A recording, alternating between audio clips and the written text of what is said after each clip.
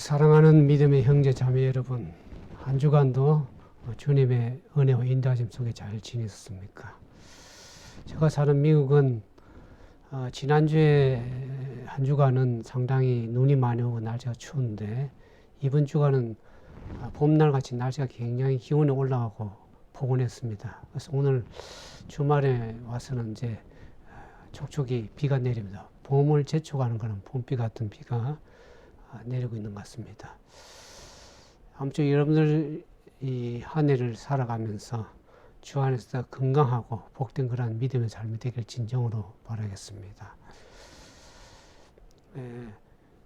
요즘 보니까 이제 이 코로나 바이러스를 좀 경감하기 위해서 백신 주사를 많이 맞는데, 오늘 매니사스 몰에 지나가면 보니까 미국은 나이 드신 분들이 먼저 백신 주사를 맞는 것을 보게 되었습니다. 많은 분들이 줄을 서서 백신 주사를 맞기 위해서 그러는데, 미국은 주정부 웹사이트에 들어가서 어포인먼트하고 신청을 해야 됩니다. 그래서 신청하면 3주 후에 통보가 온다고 그럽니다. 그러니까 먼저 어포인먼트 해야 그 다음에 백신 주사를 맞을 수 있는 것 같습니다. 그 다음에 이제 이 트럼프 대통령에 대해서 상당히 한국에는 미국에 관심이 많은데, 트럼프 대통령이 아침에 골프를 치면서 시작을 하면서 2024년 대통령이 출마하기 위해서 준비를 하고 있다는 그런 측근의 얘기가 들립니다. 아무쪼록 미국이 좀 조속히 정치적으로나 또 경제적으로 안정이 되어서 참으로 사는 생활하는데 어려움 없기를 그런 진정을 바라는 그런 마음이 있습니다. 한국도 백신 주사가 좀 많은 문제가 있는 것처럼 보이는데, 아무쪼록 여러분들 잘 선택하셔서 백신을 맞음으로 또 빨리 코로나 바이러스가 물러가기를 그런 진정으로 바라는 마음이 있습니다.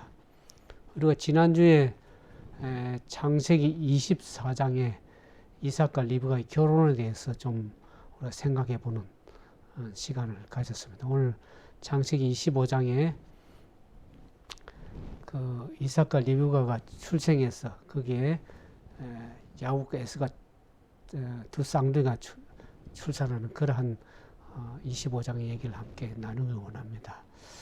거기에 우리가 어떻게 가치 있고 영원한 것, 그런 것을 좀 선택할 수 있는 지혜를 가져야 되겠다. 그런 지혜가 필요하다고 그렇게 생각이 들어집니다. 그래서 오늘 창세기 25장을 통해서 그 같은 은혜를 함께 누리길 원합니다.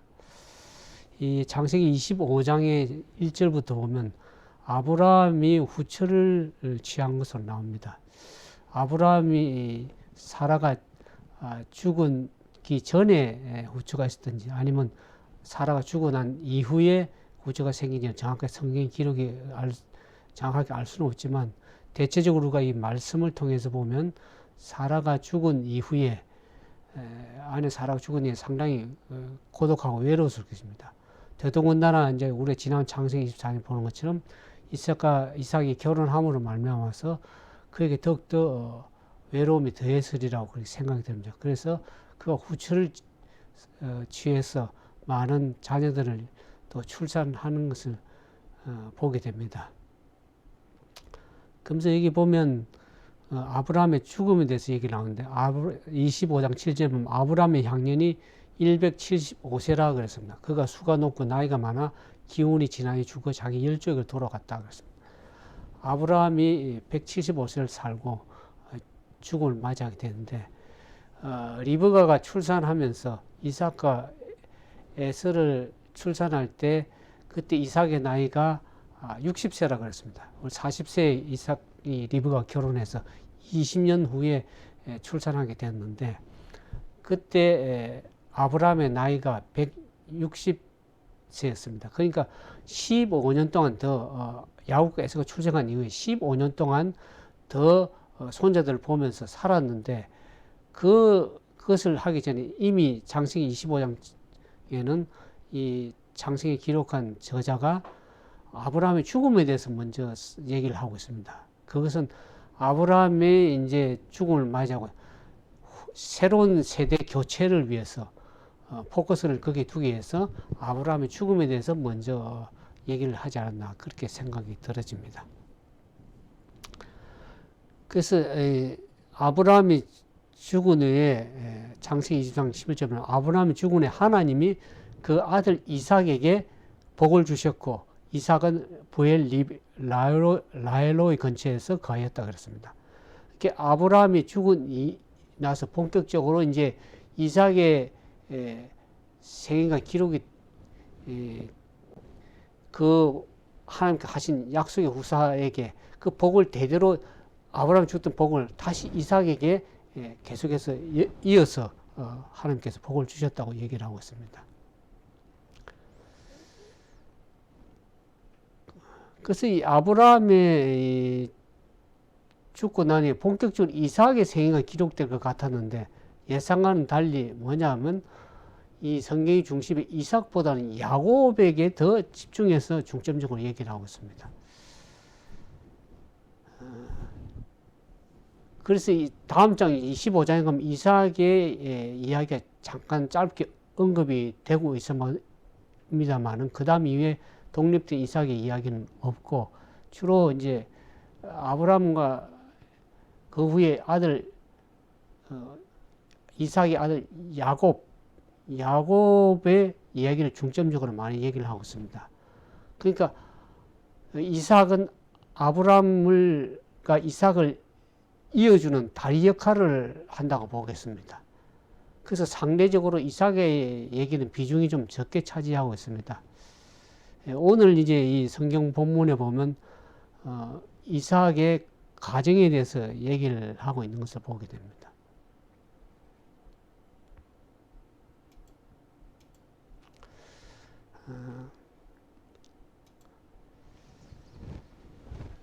그래서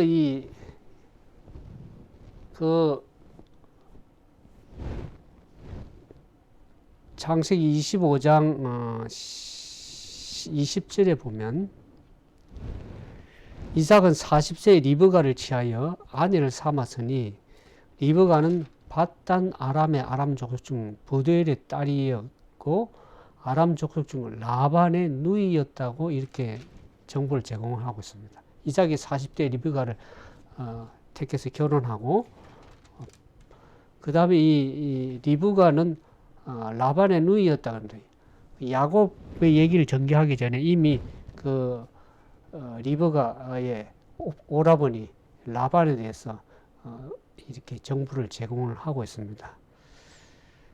근데 이삭이 그 안에 잉태가 하지 못했으면 그를 위하여 여호와께 간구하며 여호와께서 그 간구를 들으셨으므로 그 안에 리브가가 잉태하였다 그랬습니다. 우리가 이삭의 가정을 보면 우리가 아무 문제가 없어야 될 것 같았는데 하나님께서 약속의 자녀로 출생한 그 이삭의 가정에도 문제가 있는 것을 보게 됩니다.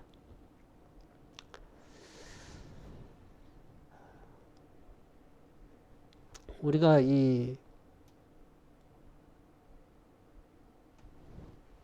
하나님께서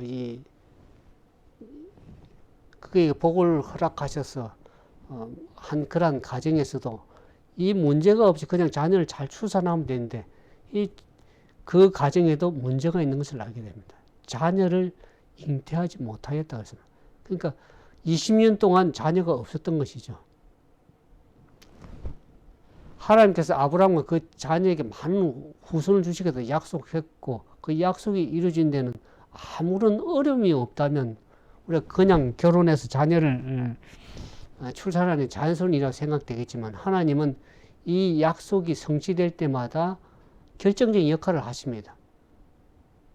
그래서 창세기에 기록한 이 모세는 약속을 주신 분이 하나님이시고 그 약속을 성취해 가시는 분도 하나님이라는 사실을 분명히 언급을 하고 있습니다.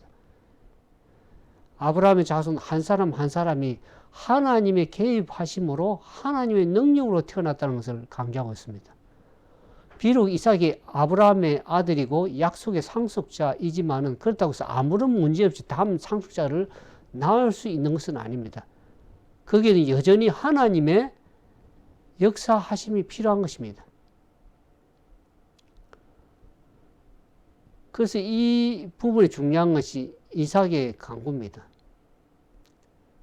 이삭과 리브가가 결혼을 해가지고 그 가정에 아무 문제가 없는 것이 아니라 하나님께서 그 가정이 어떻게 역사하는지를 우리가 좀 알아야 될 것입니다. 그래서 이게 보면 이삭이 그 아내가 잉태하지 못함으로 그를 위하여 여호와께 간구하며 그랬습니다. 하나님께 전적으로 의지하고 그분께 간구할 때 하나님께서 그 기도 간구를 들으셔서 그 아내 리브가가 잉태하였다 그랬습니다. 하나님의 개입하심, 하나님의 역사하심이 가정에 필요한 것을 우리가 알 수가 있습니다. 저절로 자녀를 출산하는 것이 아니라 그게 하나님의 돌보심과 인도하심과 은혜가 있어야 돼. 역사하심이 있어야만이 출산하는 것을 보게 된다. 그래서 하나님께서 그 간구를 들으셨습니다.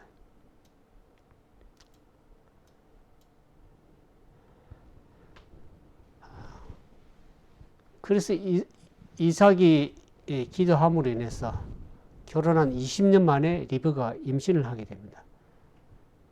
그래서 그 임신했던 시간도 어떻게 합니까? 그 기쁨도 어떻게 합니까? 잠깐 지나가고 리브가에게 근심이 생깁니다. 여기 우리 성경에 보면 아이들이 그의 태 속에서 서로 싸우는지라 그가 가로되 이 같으면 내가 어찌할꼬 가서 여호와께 묻자는데 사실 리브가는 자기 임신하면서 그게 쌍둥이가 있는지를 자신을 몰랐습니다. 오늘같이 이렇게 뭐 태아를 이렇게 살펴볼 수 있는 그런 기구도 없었기 때문에 그래서 그 태 속에서 이렇게 요동치는 모습을 보면서 상당히 당황하고 근심했을 것입니다. 그때 그가 여호와께 기도하여 물었습니다. 그때 여호와께서 분명하게 대답을 하시죠. 그게 이르시되 두 국민이 내 태중에 있구나. 두 민족이 내 복중에서부터 나누이자 이 족속이 저 족속보다 강하겠고 큰 자는 어린 자를 섬기리라 하셨더라. 하나님의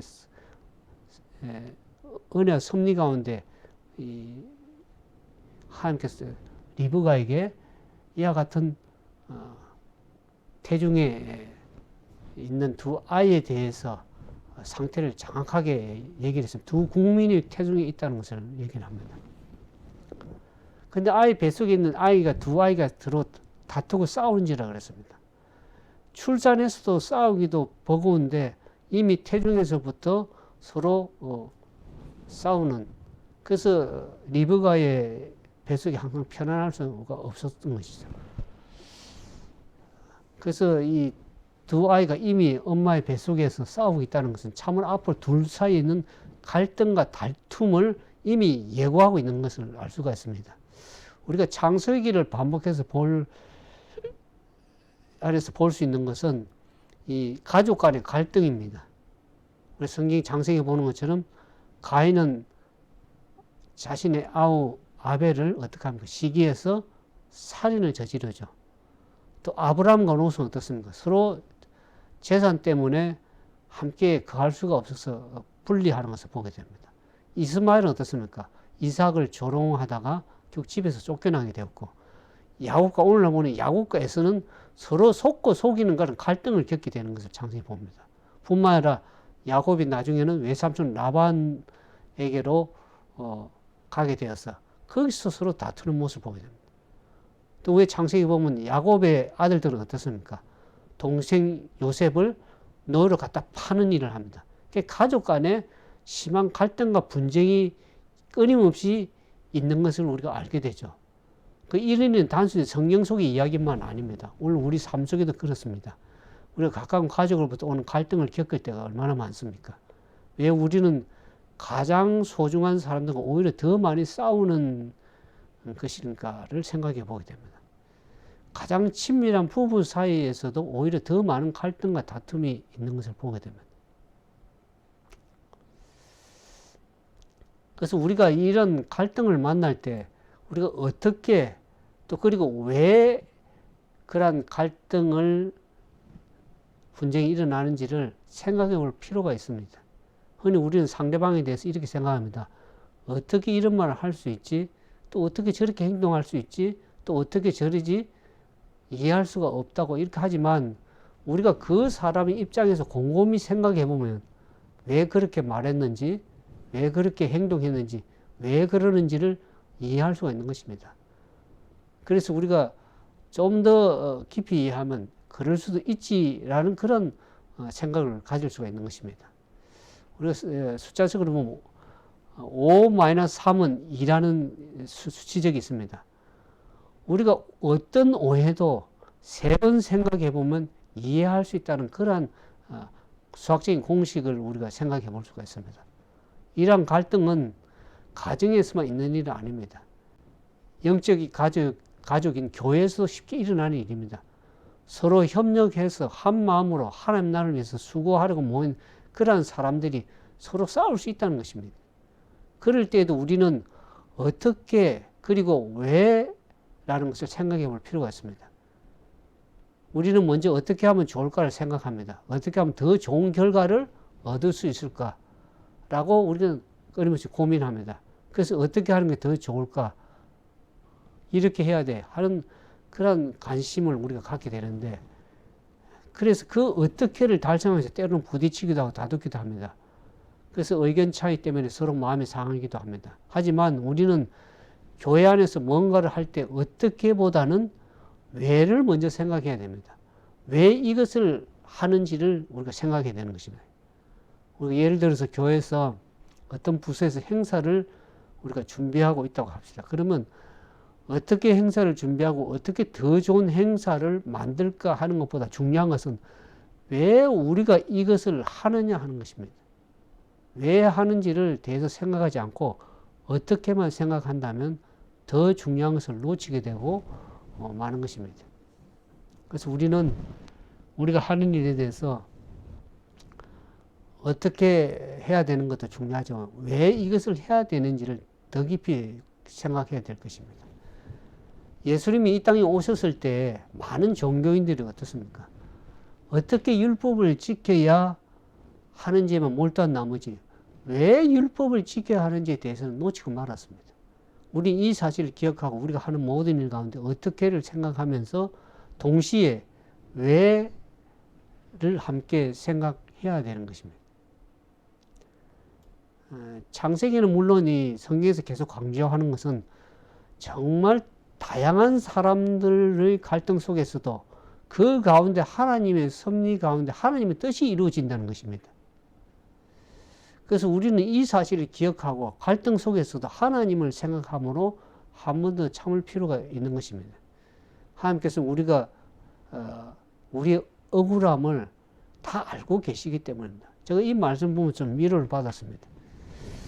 우리가 같이 살다 보면 가까운 사람으로부터 상처를 받고 실망할 때가 많습니다. 근데 하나님께서는 우리의 억울함을 다 알고 계시기 때문입니다. 각자의 개인의 억울함을. 그러니까 우리가 그런 갈등 속에서도 자신의 처짐을 생각지 말고 하나님을 생각함으로써 더 깊이 하나님께서 우리의 심중을, 마음의 중심을 알고 계신다는 것을 생각할 때 우리가 위로를 받을 수 있는 것입니다. 우리가 다시 본문으로 이제 돌아가서 리브가 그 자신의 뱃속에서 일어난 일을 사실 리브가는 사실 알지를 못했습니다. 그래서 아까 말씀드린 하나님께 기도하고 여쭈는 것을 보게 됩니다. 그때 하나님께 응답하셨죠. 그래서 리브가가 그 기도에 하나님부터 응답을 받아서 그 태중에 두 국민이 있다는 것을 생각하고 그 창세기 25장 23절에 여호와께서 그에게 이르시되 두 국민이 내 태중에 있구나. 두 민족이 내 복중에서 나누이리라. 이 족속이 저 족속보다 강하겠고 큰 자는 어린 자를 섬기리라. 이렇게 여기 보면 네 마디로 이렇게 구분해서 볼 수가 있습니다. 그녀의 뱃속에 함께 할 수 없는 두 국민이, 두 민족이 있다는 것입니다. 그래서 자신의 배가 요란했던 것이고 두 민족이 그 힘에 있어서 동일하게 같지가 않고 한 민족이 다른 민족보다 더 강하다고 얘기를 하는 것입니다. 근데 그 강한 민족이 형이 아니라 동생이라서, 그래서 형이 동생을 섬기게 될 것이라고 그렇게 하나님은 말씀을 주고 있습니다. 어찌됐든지 간에 때가 되어서 리버가가 이제 두 아이를 출산하게 됩니다. 그런데 출산했을 때 첫째 아이가 어떻습니까? 온몸이 붉고 온몸에 털이 많아서 에스라는 이름을 지었고, 둘째 아이는 형의 발꿈치를 잡고 낳았기 때문에 야곱이라고 이렇게 이름을 지었습니다. 그 당시 문화에서 이름 짓기는 중요한 의미를 가졌는데, 대개의 경우 이름을 지을 때 미래에 대한 소망을 담거나 출생에 관련된 사건을 기억할 수 있는 그런 이름을 지었습니다. 그래서 우리가 구약을 이제 읽다 보면 이름 짓는 장면을 자주 보게 되는데, 어떤 경우에 이름 짓는 게 때로는 좀 장난스러운 것처럼 보일 때가 있습니다. 어떤데 이런 이름을 지어도 되나 하는 건 생각도 듭니다. 우리가 털이 많아서 에스라고 그러고 발꿈치를 잡아서 야곱이라고 그럽니다. 우리가 생각하기엔 좀 황당한 이름인 것 같지만은 당시의 문화적인 측면에서 보면 충분히 이해할 수 있는 일입니다. 어떻게 이삭과 리브가는 특이한 아들 둘을 이렇게 했어. 어렵게 두 아들을 갖게 됐습니다. 그래서 하나는 붉고 털이 많은 그 다른 아이는 남의 발꿈치를 잡는 자라. 그래서 두 아이가 이제 성장하게 되죠. 그래서 태어나면서부터 다르게 출생한 두 아이가 자라면서 더 뚜렷한 차이를 보입니다. 우리 성경에 보는 것처럼 에서는 능숙한 사냥꾼이 되어서 주로 들에서 생활하는 사람이 되었고, 이 야곱은 어떡합니까? 조용한 성격이라서 주로 집에서 머무는 그러한 장막에 있는 것을 좋아하는 그런 사람에서 알게 됩니다. 그래서 한 배에서 태어난 이 쌍둥이를 할지라도 정말 모든 면에서 다르다는 것을 알게 됩니다. 그런데 문제는 이 두 아들의 다른 점이 아니라 그 다른 점으로 인해서 부모의 사랑이 갈라지게 된다는 것을 알게 됩니다. 에서는 이제 사냥을 좋아하죠. 그래서 사냥 고기를 잡아올 때 그 아버지 이삭은 어떡합니까? 에서가 사냥한 그 고기를 좋아함으로 인해서 에서를 좋아하게 됐고, 리브가는 이삭과 달리 야곱을 사랑했다. 집에 머물고 부모의 말을 듣고 부모가 시키는 일을 하고 어머님 시키는 일을 하다 보니까 리브가는 야곱을 더 사랑하게 됐습니다. 이렇게 부모의 한쪽으로 치우쳐 있는 이 사랑은 이 가정의 문제를 일으키게 되죠. 편애한다는 것, 그것은 자녀에게 상당히 문제를 가지고 옵니다. 가정에 문제가 일어나게 되죠. 저도 이 자랄 때 보면 위에 누님이 셋째 있고 밑에 이제 아들이 필요해서 제가 처음 장남으로 태어났는데, 그래서 이 어머님이 굉장히 그 아들에게 대한 애착을 가지고 있어서 그런지 몰라도 누님보다는 더 아들에게 더 많은 애정과 사랑을 주고 공부도 더 많이 시키고 관심을 더 가짐으로 인해서 누님들이 얼마나 좀 시기하고 불평한 것을 많이 들었습니다. 남동생을 더 관심을 갖고 애정을 편애하다 보니까 형제들 간의 불만도 있고 가정에 이게 문제가 될 수가 있는 것입니다. 그래서 이 사랑은 이게 골고루 이렇게 나누지만 꼭 편애하게 되면 자녀를 양육할 때 큰 문제가 되겠습니다. 이와 같이 이제 이 이삭의 가정에도 뭔가 일이 벌어질 것 같은데 이 사건이 벌어지는 것을 보게 됩니다. 창세기 25장 27절에 보면 그 아이들이 장성하며 에서는 익숙한 사냥꾼인 거로 들 사람이 되고 야곱은 종용한 사람인 거로 장막에 거하니, 이삭은 에서의 사냥한 고기를 좋아하므로 그를 사랑하고 리브가는 야곱을 사랑하였더라. 그래서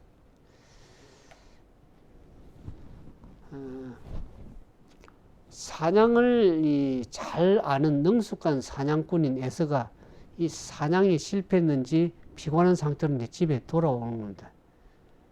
여기서 재미있는 것은 사냥꾼이었던 에서는 오히려 사냥에 실패하고 오히려 에서가 야곱의 사냥감이 되어서 야곱의 미끼를 덥석 무는 것입니다.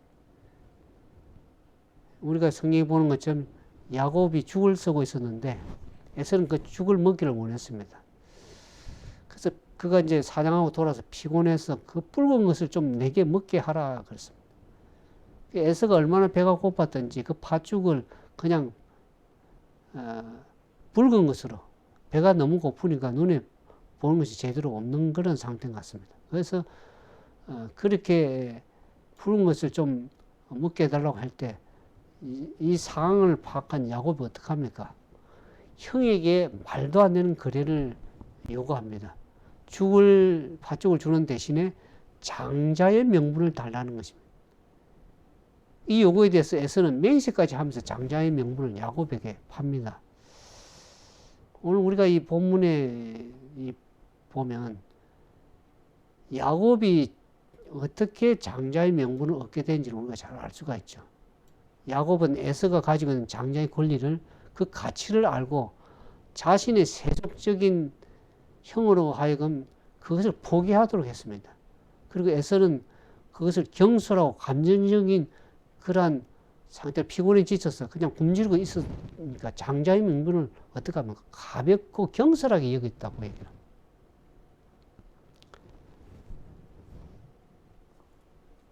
우리가 34절에 보면 창세기 25장 3절 맨 마지막 절에 야곱이 떡과 팥죽을 에서에게서 주매 에서가 먹으며 마시며 일어나 갔으니 그랬습니다. 그가 장자의 명분을 얼마나 가볍게 여기는지를 알게 됩니다. 그 팥죽을 먹고 마시고 일어나서 갔다 그랬습니다. 장자의 명분을 얼마나 소홀히 여기면서 그냥 간 것을 알게 됩니다. 그래서 쉽게 장자권을 내어주고 야곱은 필사적으로 장자권을 얻게 되었습니다. 그래서 야곱이 자기 형의 자리를 성경은 빼앗았다고 얘기하기보다는 오히려 어떻게 합니까? 성경은 에서가 장자의 명분을 가볍게 여겼다고 얘기를 하고 있습니다. 그 에서가 장자가 될 만한 자격이나 의지가 있는 사람이 아니었다는 것을 보여주는 것을 알게 됩니다. 그래서 우리가 히브리서 12장 16절에 보면 이렇게 표현을 하고 있습니다. 히브리서 12장 16절에 보면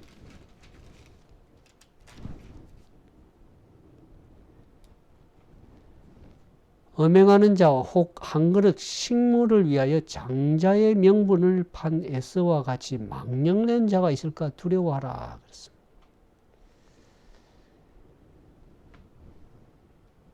에서의 이 세속적인 성품과 품성을 통해서 우리가 경고를 받을 수가 있습니다. 자기 육체적인 욕구를 위해서 더 소중하고 더 가치 있는 것을 희생하는 것. 그래서 일시적인 어떤 만족을 위해서 영원한 것을 포기해버리는 것에 대한 경고라는 것을 알게 됩니다.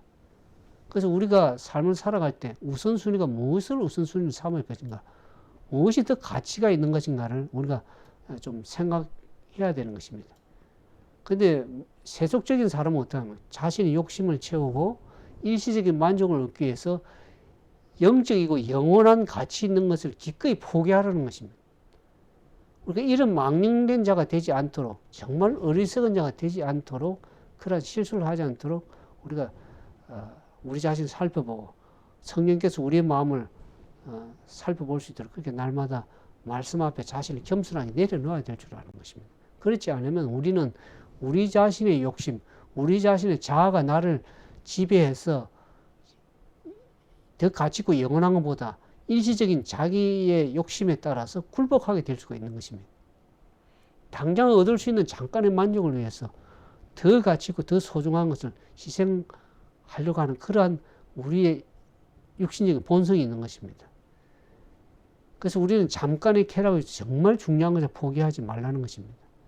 잠깐의 달콤함을 얻기 위해서 더 유익한 것을 내버리지 말라고 성경이 얘기를 하고 있습니다. 영원한 것을 일시적인 것 바꾸지 말라고 얘기하는 것입니다.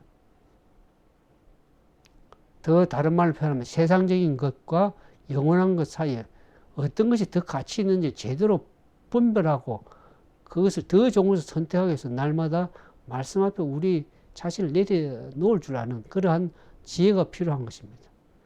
많은 사람들이 잠깐의 즐거움을 얻기 위해서 또 순간의 편안함을 위해서 더 가치 있고 있는 것을 포기해버립니다.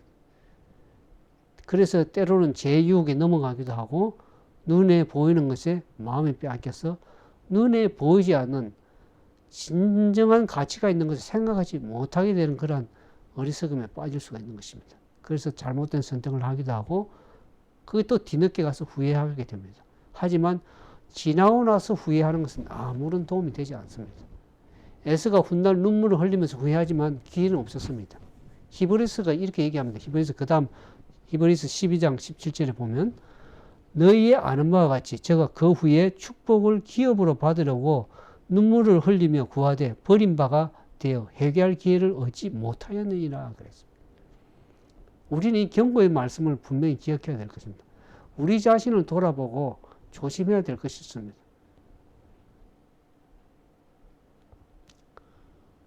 우리가 어리석은 선택을 하고 그렇게 되면 그 기회는 날아가 버리는 것입니다. 그래서 그 소중한 기회는 다시 돌이킬 수 없다는 것을 성경은 얘기를 하고 있는 것입니다.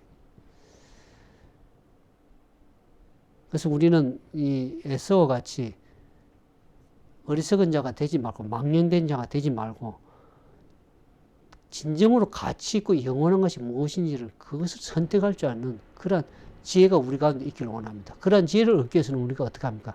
날마다 성령께 지혜를 구하고 말씀에 집중해서 그 말씀 앞에 자신을 날마다 굴복시키고 그 말씀을 날마다 상고하지 않으면 우리 자신의 잿된 본성을 가지고 날마다 거기에 굴복하고 어리석은 것을 선택하고 후회하는 그러한 생애가 될 수 있는 것입니다. 아무튼 그와 같은 에서같이 망령이 되지 않고 가치 있고 영원한 것을 선택할 수 있는 참된 지혜 있는 믿음의 사람이 되기를 진정으로 바라면서 말씀을 마치도록 하겠습니다. 함께 기도하겠습니다.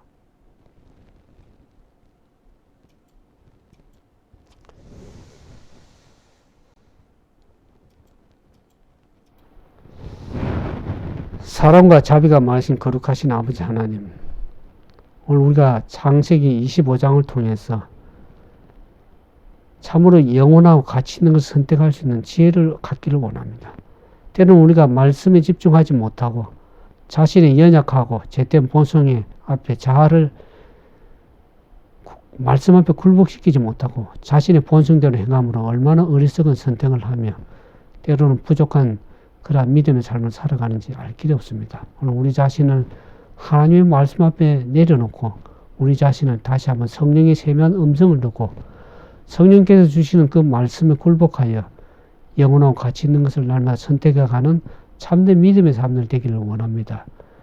부족하고 연약한 우리들을 불쌍히 여기시고 하나님의 섭리 가운데 날마다 말씀으로 주님과 동행하는 거룩한 삶이 되어서 영원하고 가치 있는 것을 선택할 줄 아는 참된 지혜를 가진 하나님의 남은 백성 되도록 인도해 주시기를 바라오며 우리 구주 예수님 이름으로 간절히 기도드리옵나이다.